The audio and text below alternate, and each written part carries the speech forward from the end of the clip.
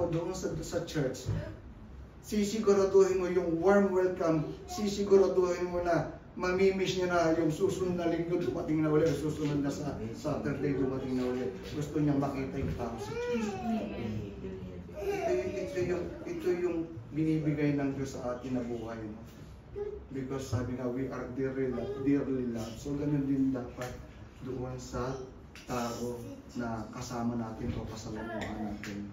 So, dapat yun lagi ang tatandaan natin na we must believe that we are dearly loved. Para ma-boost yung ating self-esteem. Secondly, sabi dito, we must do the right thing.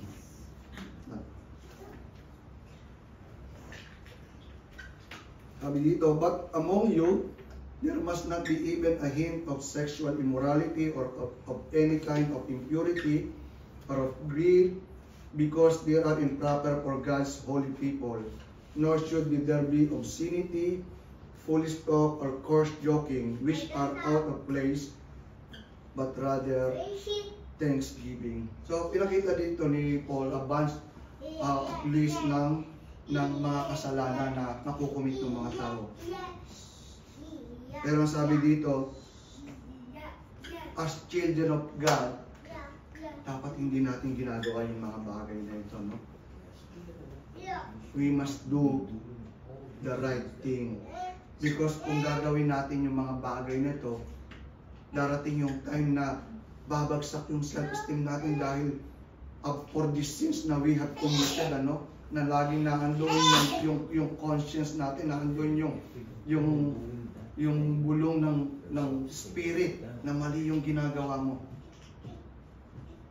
We have to stand na yung mga bagay na dapat natin gawin ay yung mabuti, yung tama at kalugod-lugod sa ating Panginoon. We have to stand doon sa pag-obey sa ating Panginoon. Yes. Kasi while we are doing this sin, maraming remorse, maraming problema kang mararanasan. At lagi kang nagtatanong kung may nakakita ba sa ginawa mo or something, no?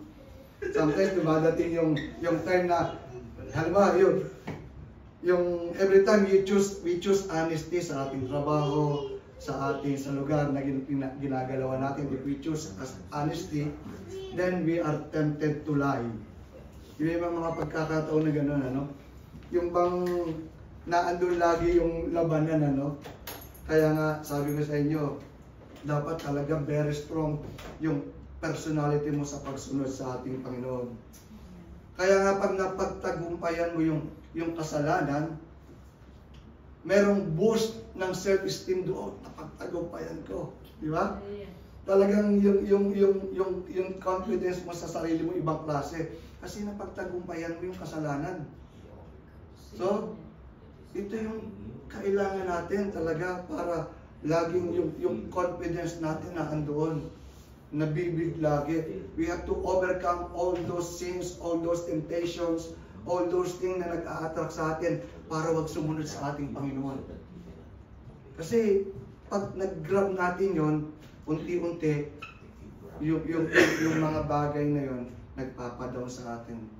Yung kaaway naman hindi madaya yan, hindi naman siya bigla ka lang paunti-unti, hindi mo na nalaman nawawala ka na pala sa Panginoon. Sasabihin mo, hindi mo lang mag-church ngayon. Sa kanila, medyo masama yung pakiramdam ko, pero hindi naman, parang gano'n. After susunod na linggo, hindi ba ka na naman katwiran, hindi ka na naman aatin ng church. Dumating na yung tatlong linggo, isang buwan. Then, dahan-dahan, wala ka na pala, hindi mo na mamalayan. So, gano'n ka-deceitful yung kaaway, ano? Hindi mo alam eh. Pero yung mga konting dahilan mo, pero pag tagal-tagal, biglang hindi mo alam. Sabi nga ni Pablo, mag-ingat kayo, baka akala nyo nakatayo pa kayo. Pero bagsak na pala kayo. So dapat you have to stand doon sa kung ano yung inuutos ng Panginoon sa atin. Kasi ito yung gagawin ng alam niyo ba? Si Satan talo na talaga. Naniniwala ba kayo doon? Amen.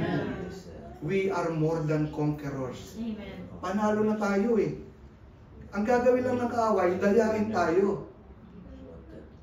We are already winners. We are already victorious. 2,000 years ago, ipinako si Jesus Christ sa krus para iligtas tayo at gawin tayong anak.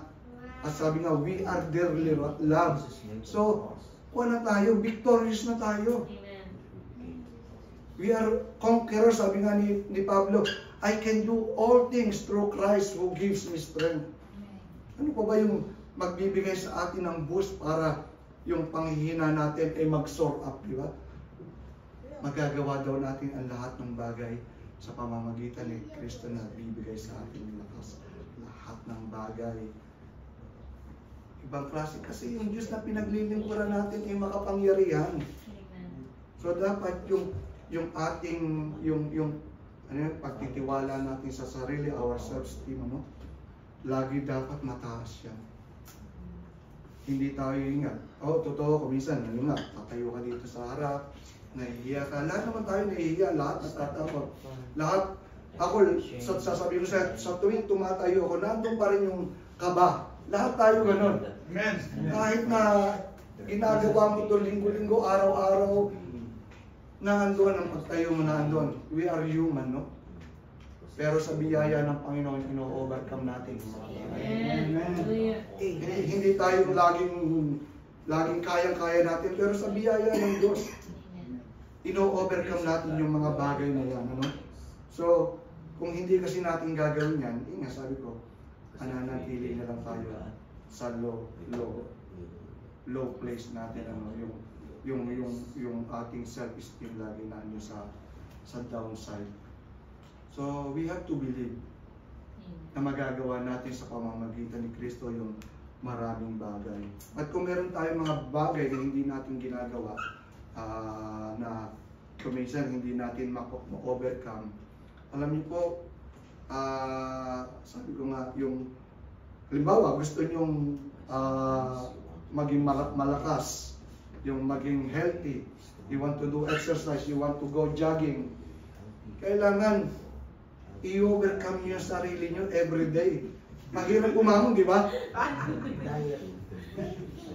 Kasi kami ni misis ko, gano'n, okay, mag-prepare kami, mag-jogging kami. First 2 days, okay. Sunod 3 days, okay. Pagkatapos noon, pawala na pawala. After 1 month na uli, o kuminsan wala na. Parang gano'n. Lagi ka papuntang Jollibee. So, ang sabi, you have to overcome, no? Kasi yung kaaway madaya talaga eh. Kaya nga, it will take, sabi it will take parang 3 weeks to 1 month to form a habit, no? It will take like that. So, kaya nga, dapat consistent ka na maging habit. Kaya nga, halimbawa, yung exercise. After 3 weeks to 1 month, ginagawa mo yun, magiging habit mo na yun. Yes. Hindi, hahanapin na ng katawan mo yun. Take it from the expert. Jogging papunta. So, maraming na-inspire ngayon kay Brother John. At least nag-jogging. Siya, ang dami na. Kasi talagang siya consistent. Religiously.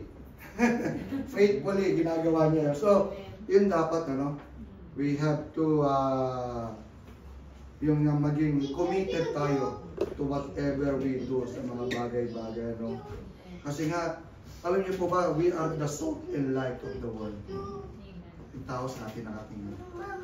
Kaya nga minsan pag nagkamali ka, sasabihin niya, born again ka pa naman.